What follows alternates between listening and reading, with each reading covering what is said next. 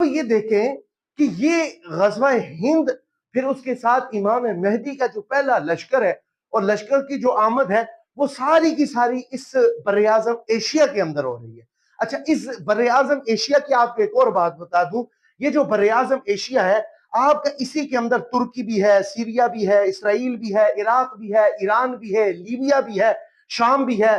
پھر اسی کے آپ اگر وسطی ایشیا کے ممالک کی طرف آپ یہ دیکھیں، قزاقستان ہے، تاجکستان ہے، ترکمانستان ہے، ازبکستان ہے۔ پھر اسی کے آپ یہ دیکھیں مشرقی جنوبی ایشیا کی طرف آپ اگر نظر ڈراتے ہیں تو آپ کو ساؤتھ کوریا ملے گا، نارتھ کوریا ملے گا، جاپان ملے گا، ایسٹ چائنا ملے گا۔